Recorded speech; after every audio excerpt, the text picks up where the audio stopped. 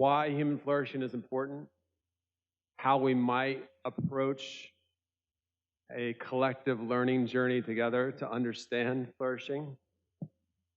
Themes that we've heard are this idea of humility, both intellectually and across disciplines and across cultures.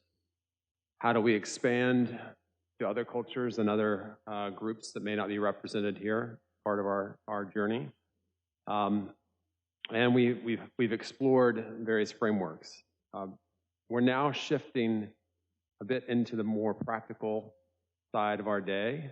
We're going to spend some time with the business and investment community, tech community, and we'll also take some time with the philanthropic and nonprofit community as well to explore why does this matter, how do we implement this in our systems and our institutions. But first, before we do that, to tee up the business conversation, we're going to have one of our friends and colleagues, Jim Ritchie Dunham, who is the president of the Institute for Strategic Clarity, has done some really interesting work on collaboration across organizations, collaboration within organizations on this topic of well-being and flourishing. He's also a colleague at Harvard, at the Harvard Human Flourishing Program, a research affiliate there, and has been integrally involved in the Global Flourishing Study. And he's also a professor at Boston College Business School, so very appropriate for our topic about business. So Jim, why don't you share with us your thoughts about the question of what's the relationship between human flourishing and the economy? Thank you. It's a big question, and so what I'd like to share is some of what we're learning along this path of connecting human flourishing and economic pursuit. And as you said, I teach in the business school. I've been teaching in business schools from Mexico, Europe, and the United States for the last 29 years. And so I'm not a recovering business school professor. I still teach there. But trying to say, how can we bring these concepts into organizations and what is the impact of that? I'd like to share a little bit of what we're learning right now. So I'm going to cut to the end of the presentation and say, what is the main point? Why should advancing human flourishing be the purpose of an economy? And I'm going to suggest two findings. One is that if we make the human being a replaceable machine part, what some people were calling a robot, what we find is the net result of that, the value in the system, is net negative.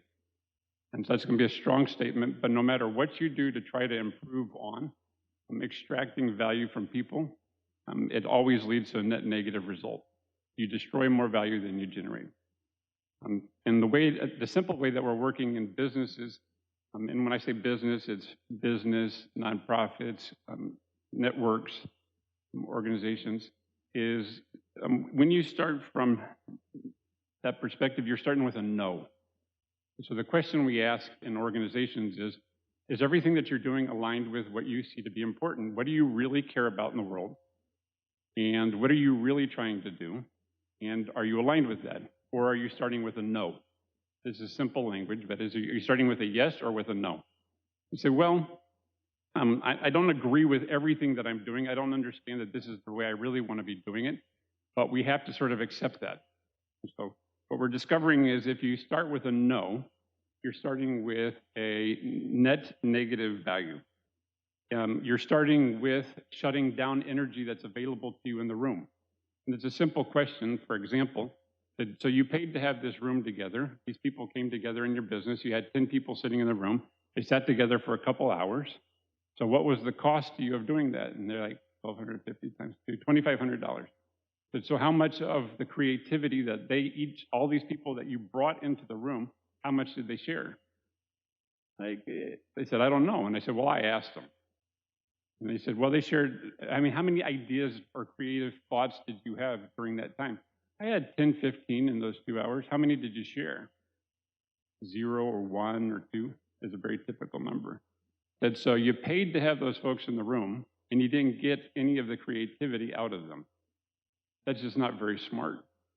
So how much energy, the way we're starting to frame this to try to understand what's happening, and I'll share a little bit more about that, is what is the entropy of that, or what is the energy lost? And what we discover, and when you start with this no or this negative value, is that the energy loss is very high. The disengagement, the Gallup studies show that disengagement is very high. And the costs are very high of not taking advantage of that. And the inequities that you're generating are very high. Versus when you put a human being at the center, what we have come to call homo lumens, or beings of light, beings of creativity, the net result, no matter how incompetent you seem to be at knowing what you're doing, whether, and I use our colleagues that we're discussing in the first case, is even when we don't know what we're doing, when we put people at the center, what we're finding from the data is the results are always net positive. You generate more value than you extract. So that's kind of interesting of, even when you don't know what you're doing and not doing it very well, if you're starting from there, it seems to be that it's always positive. So starting with your yes leads to net positive value. The energy loss is far lower. Engagement's far higher. The costs are much lower, and the inequities that you're generating are much lower. So that comes to say that if you assume scarcity, from the language that we've been sharing earlier today, now I can say this, because in business environments it's still difficult, but you're subverting love. And what you're doing is letting disinterest win. That I really don't care what you think. I don't really care who you are. The disinterest wins, the love is subverted. Versus in that second finding is that if you assume abundance or that there's plenty, depending on how we're in relationship with it, what you're subverting is the disinterest, and love manifests. So this is what we're starting to find. But I want to finish with my final point would be that independent of the choice of focus, what I'm going to suggest in the next 20 minutes is that whether you're focused on output efficiency as a definition of your economy or a better world, well-being, taking advantage or recognizing the vast stock or accumulation of existing knowledge, experience, learning, and potential always leads to better results for you. So even if you're in that extractive mode, you can do better by paying attention to some of these other human factors. So now I want to play with that a little bit in what I'm sharing. So what is the purpose of an economy? That's obviously a very big question, right? And so I'm not going to pretend that I know the answer. I'm going to go back to a couple of economists that have some of the biggest textbooks that we use in economics. The study of how society manages its scarce resource. That's economics. That's Gregory Mankiw out of Harvard. It's in his textbook, first pages. Or Paul Samuelson, the most efficient use of resources. That's where economics makes its unique contribution. So we see two worldviews in this about what the purpose of economics is, or economy.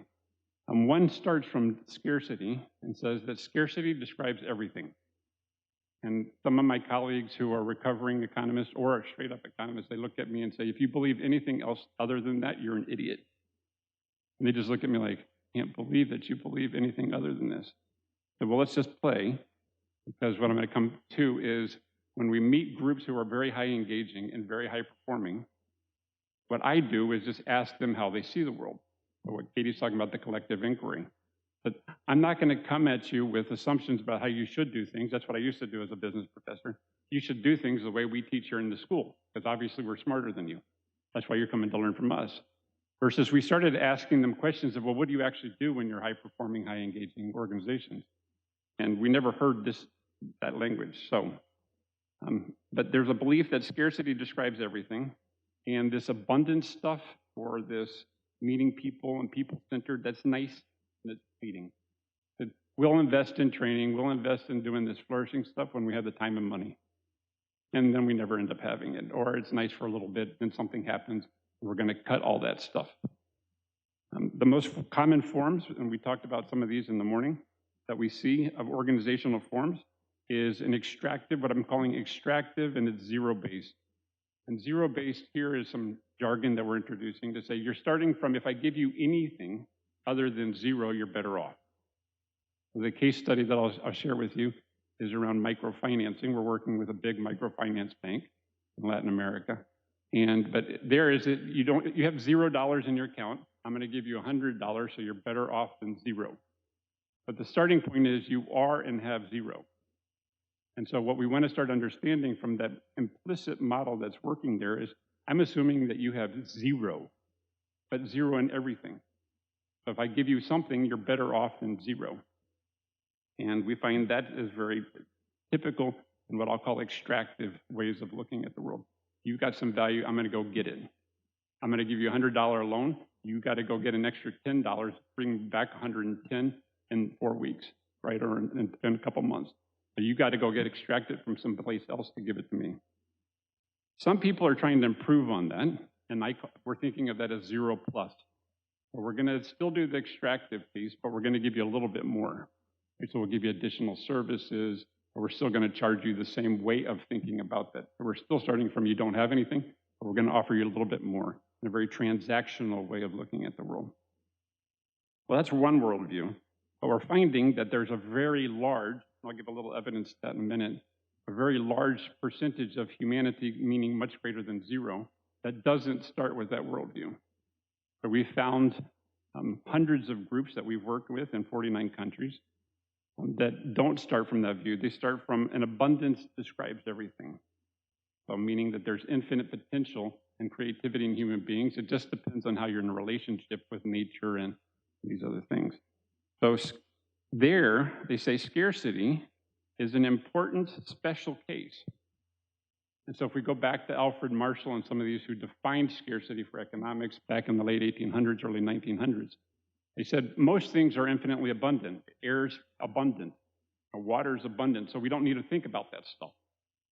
But scarcity is a special case for how do we figure out what the price and quantity is at the moment of exchange, and thinking abundantly doesn't get us there. What they did was they said, we're going to be able to use calculus to integrate out possibility and take out change in time. So we're taking all that learning over time stuff out and learning over possibility out so that we can come to what's available in this instant. And that allowed us to see price and quantity. But they were very explicit that that's a special case. It's not definitive of everything. And we kind of forgot that in a lot of what we've developed is that that's the only truth versus it's very true in a very specific interaction. So there, what we're finding is the most common forms are more flourishing or transformative. So they're saying you're not starting with 0. I'm asking the question of what are you starting with? You can think of asset-based community development. You can think of strengths-based approaches. What are you starting with? And is what we're contributing to what you're starting with adding something extra?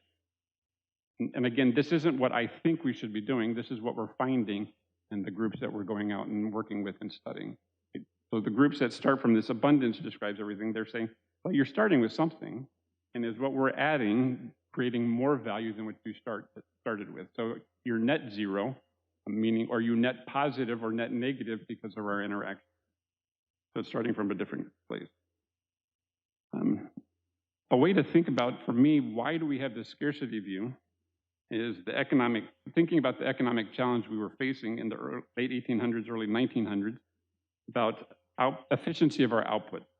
Can we be far more efficient in our outputs?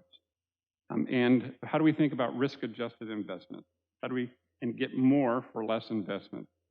And so we developed some tools, some people have mentioned them earlier, that might have been helpful at that time to help us think about efficiency of our outputs. Let's not be extraordinarily wasteful in what we're doing. So GDP seemed to be helpful, and there was a lot of criticism of the folks who developed that. It's only for that. It's not for everything else that we're going to be applying it to. But it could be helpful in this moment. And then thinking of return on investment to your shareholders. He said, that could be useful to think about what is the risk in an investment. So it could be useful. It shouldn't describe everything. But that was our first pass. So what I'm suggesting is that we're finding now is the second path. And it might be 3.0, 4.0, I'm not sure, but to say that was useful for a period, but maybe now we're asking a lot of different questions, such as a group that we're working with of newly minted chief sustainability officers, where a lot of organizations are creating the CSO position within their C-suites. And in Mexico, the stock exchange invited us to create a certification program for new CSOs this year. We started in May, our first cohort, and we're just finishing our second cohort of 51 leaders doing that. And what they're looking for is how do we start to measure and think about the challenge we have now is sustainable regenerative capacity. The capacity to regenerate our own support, the resources we need on a sustainable basis. A big challenge that I'll talk a little bit in the panel for philanthropy, is also around systemic inequity. Right? So it's all over the place. It's really obvious that we have to deal with these. And the things that helped us deal with the first pass of economic challenges aren't helping us deal with what we're facing today. I think we're in that place of what could be useful, what available tools, and we're suggesting that flourishing in a framework we're developing that I'll share now, total value generated in the ecosystem. So you're participating in an ecosystem. What's the baseline when you started? And is the whole system better off because you participated? And how would you measure that and pay attention to that? So again, the second pass on what are some of the challenges that people are facing and how could we deal with them? One of the reasons I've come to flourishing in the last few years is trying to find ways that we can look at what is the whole human being. And so I like this description in flourishing is the complete human well-being. That's in the National Academy of Sciences paper that Tyler published. And then starting to look at what does that mean and what would we be measuring in an organization if we're doing this. So we start with, well, what is the health?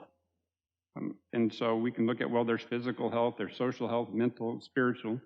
And how are we translating that? Do you have access to the material resources that you need? What relationships are happening? What is your understanding of the system that you're working in and your capacity to align fitness of what you have with the system that you're in? And spiritual, what is your purpose?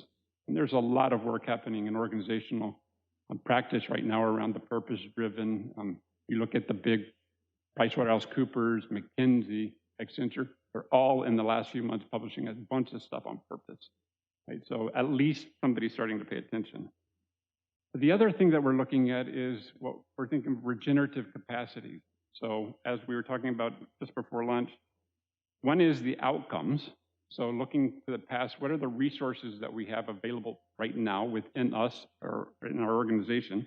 So that's the past or what's already completed. But also development or the verbs of life. What are we developing now in our relationships and our capacities? And there I like the enthusiasm word that you were bringing earlier of, what is it that's developing in process? But we're also looking at potential. What are the possibilities that we can see? And I was sharing over lunch, when I talk with executives, I say, okay, so tell me how you run your organization. And what are the structures and processes? How do you think about that? And they describe this very scarcity-based, very structured capacities orientation. Good. So then have you ever hired somebody new or ever brought anybody into your organization? Like, yeah, sure, I do that all the time. I said, so the only way, according to your rules, to hire somebody to do this job is that you hire somebody that's already doing the job. Because those are the only people that you know can do the job. I'm like, well, that's stupid. He said, of course I bring people in that don't have the job. I said, well, then how do you know they can do the job? Well, I can see, they can learn. They're doing something similar elsewhere, and they could learn how to do that here. So they can do that immediately? I said, no, well, it takes a while. I said, well, you just brought in that time thing. You just brought in that learning thing, but you said we don't do learning here. But you're assuming that they are, you're just not supporting it. I said, okay, so everybody that you're hiring to do something is already doing it elsewhere. I said, no, there are a lot of people we bring in that it's just going to be a good fit. Like, a good fit?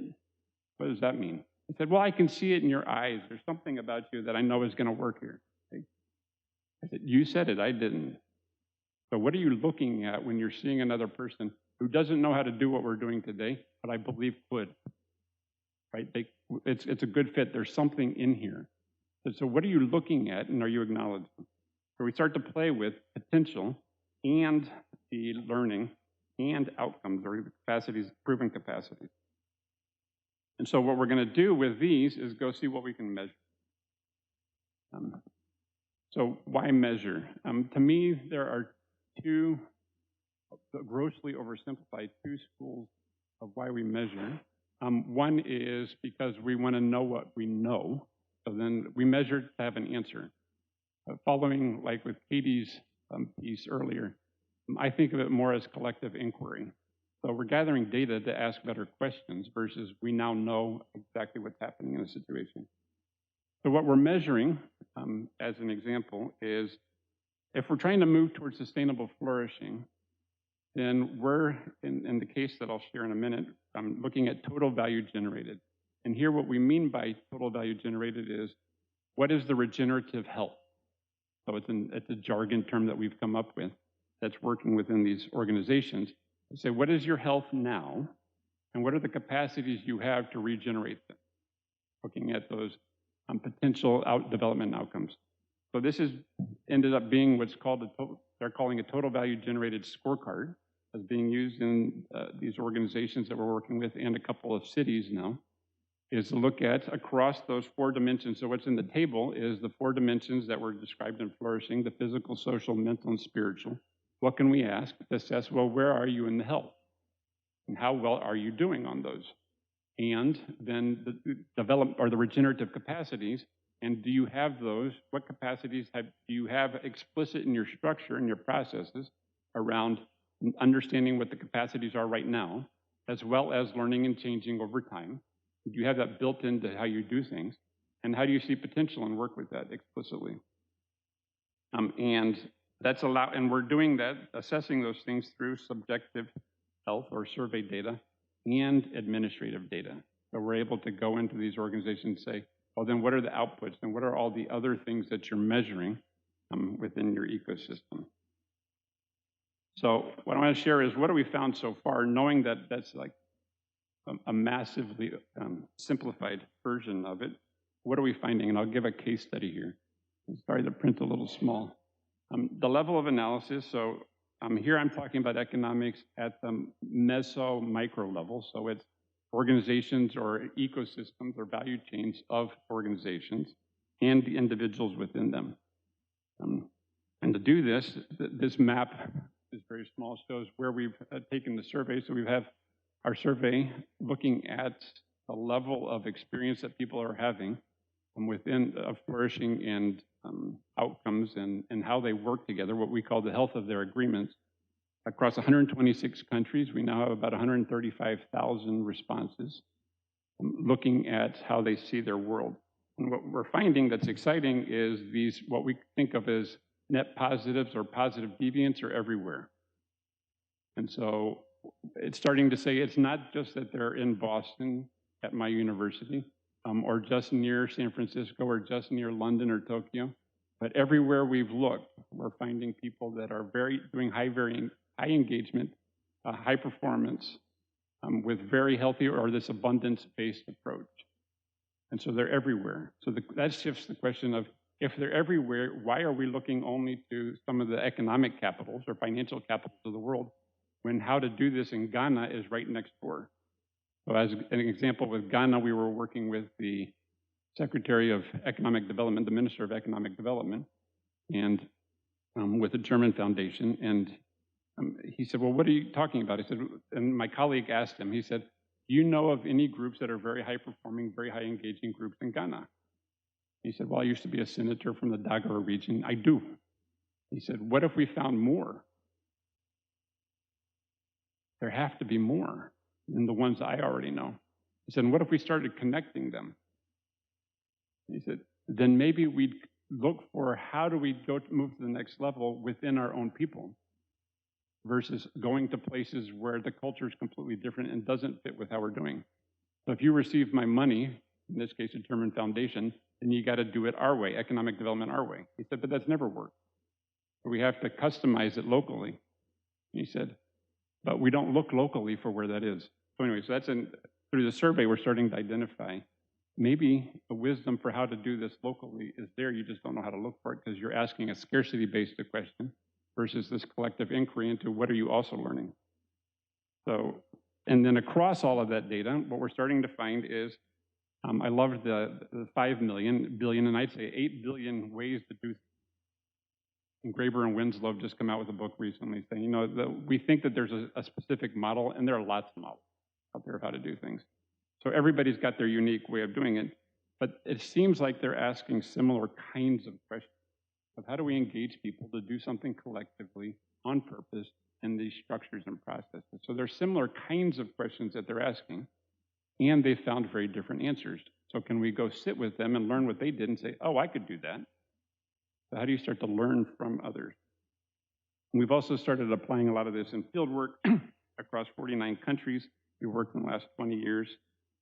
And what that allows us to do is start describing what it looks like as we meet some of these folks, What is it they're doing, and how can you start to shift their agreements? How can you start to be more explicit?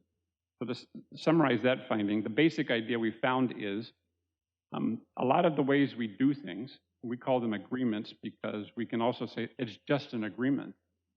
It's not a fact of physics or law of physics that it has to be this way. This is the way we're doing it right now. But we could change that. It's just an agreement. So, but a lot of the agreements that control how we do things within our organizations, whether you're one of these very high performing or not, a lot of that stuff is unconscious, is what we're finding. And that's straight out of sociology. 90-something, to not say all, of the structures or agreements around the way we do things are unconscious. And said, so would it be valuable to make them a bit more conscious? Which ones? So that we can see them more consciously, shift them, so that we can maybe hire the next or bring in the next generation of leaders to do what we actually do well, not what we think we do well, as an example. So the big field study, and I'll share our example, what we found from this. Big field study we've been in for the last couple of years, microfinance institution, Latin America, in Mexico and Peru, 21,000 employees across 510 branch offices with 4 million clients. And here, this has been exciting because of how they've embraced doing this work and that we have access to all this data. So it took, as you can imagine, a good year plus going through a first round of survey data to show them that there's real value in this. So now we have access to all of their administrative data, their database, which is, I think, the hardest thing to get access to. But we're in the middle of that right now.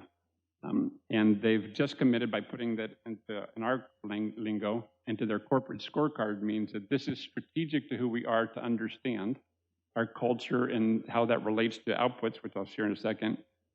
And so we're going to start measuring this everywhere in our organization on a repeated basis, on a regular basis. So what are the findings? The higher levels of person-centered agreements. So they say, this bank says that it's about putting people at the center. That's their whole philosophy. And it sounds really nice. They have really good anecdotes, and they've been telling that story for 35 years.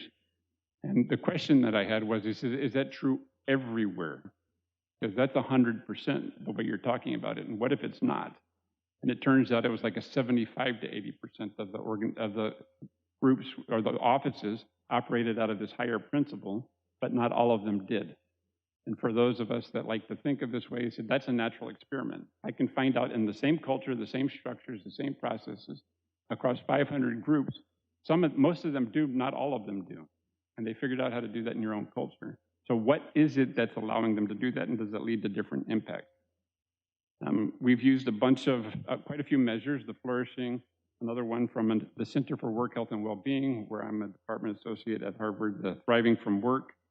I'm looking at their cultural practices. There are a lot of things that they do in their ritual work, and to see, are they consistent, and does that ritual work lead to something? So they're forming, so their business is, we're forming small groups of women, of 25 women who work together as a credit circle. And are there things that you do that improve that or make that stronger or not? And to summarize, what we've found is that the culture of leadership, the more the person and leadership within a business office or this service office holds that people at the center is really critical, and coming from that morality, then, and there we're looking at, the more they hold that culture, and there's a communal, spiritual, flourishing element to that, then it leads to greater flourishing amongst leadership. So where the leaders care about that and really believe that, and we find that out through the survey, then there's greater reported flourishing. It also leads to greater outputs and stronger outputs for their office. But their culture then also leads to the culture of the employees. So where the leadership holds that to be stronger, then the people in their organization also do that. But it's also where they hold it less, then there's less. And that's surprising because the recruiting isn't done on the office level. They hire people in that are really committed to these kinds of ideals, but it can collapse if our leadership doesn't hold that to be important. But that culture of the employees also correlates with the flourishing, the reported flourishing of the employees, and the outputs of what they're able to generate. So what we're starting to do is to try to connect the dots. All of these things are really important, flourishing and outputs, right? So we have to get the business results to be able to, our lifeblood. I mean, everybody here gets a paycheck of some kind. right? And we have to pay mortgages. So you're getting that. But is there a correlation between the way you hold people, when you think about people, and flourishing, and the results, what we heard about earlier and also. And so then we're finding that the leadership influences the culture of the employees, and the employees, it does impact their output also. And we're now looking at, and how does that affect your ecosystem? So then if how I hold that also influences the ability to influence these groups that I work with, in this case, the hundreds of women in these credit circles. So the culture, that there's a high correlation between how we see it and what we're able to generate in the culture of these groups of women, and their reported flourishing and their reported success and their outputs in their own business. So we're giving them a line of credit. They're using that money to invest in their businesses, and they're generating better results when there's a correlation with this culture. So a simple way of thinking about that is work that I'm doing with Katie through this initiative, Leadership for Flourishing. That maybe Leadership for Flourishing does have some correlation with the total value that you're generating in the system. Putting people at the center and caring about flourishing might lead to better results. And that seems obvious until you start to say, from that first perspective of, yeah, but that's nice, and we're going to get results, and it doesn't matter if you have the flourishing part. What we're showing is, putting numbers to it now, is when you don't hold that, you get far worse results. But we are starting to have enough data to be able to show that. So to start wrapping up, what we're wondering is that when you generate more value, total value throughout your ecosystem, that the regenerative health is also stronger and greater flourishing. And maybe it's just smarter and cooler to start thinking about flourishing, because it leads to better outcomes. It leads to more efficiency. It leads to greater productivity. You're more effective, you're more innovative, you're more efficient by not wasting all that energy. I mean, you have a more engaging experience, so it's smarter and cooler. So with my business students, it's not that you have to do this, it's just, why would you not? Are you willing to accept that you're a less smart and less cool organization because you're just going to extract a bunch of value from people and they're going to hate working with you?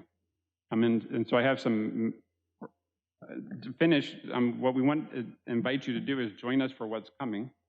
So in our Leadership for Flourishing work, which is part of the Flourishing Network that Matt leads, and with Katie, and the Leadership for Flourishing, we have a couple of really cool things. And so it's inviting conversation for the rest of the day and tomorrow. The Global Flourishing Goals is an initiative that was started by one of our colleagues who's in the UN towards an agenda for 2050. And so what if we had the flourishing goals as the next agenda?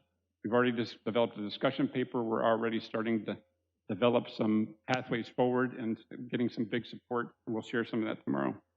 Total value generated is what I've been talking about. And how do we start to connect flourishing and impact?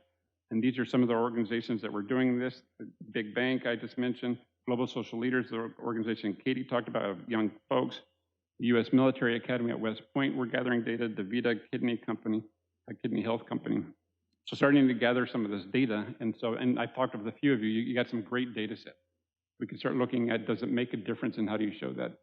We're coming out with our first World Agreements Health Report to start showing the social topography of the planet. Maybe this wisdom's all over the place and we're looking in the wrong places. Love as a unifying force in the universe is an initiative that Matt and I are developing to say maybe love is this really important thing, and maybe all of this is love, and how do you work with that and understand that and put the math to that?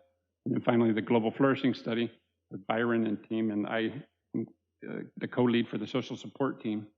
But we're going to have amazing data from all across. So there's different ways to engage with us and say, it's very exciting, and that's why I think purpose or flourishing should be the purpose of an economy, because it's really stupid not to. And I say that because my students get that, my MBA students get that, my undergrad students, my exec ed, he said, why would I shut down all that energy? It's just not very clever. We don't know how to, but that doesn't mean we can't. And there are a lot of examples all over the place that we can. Thank you.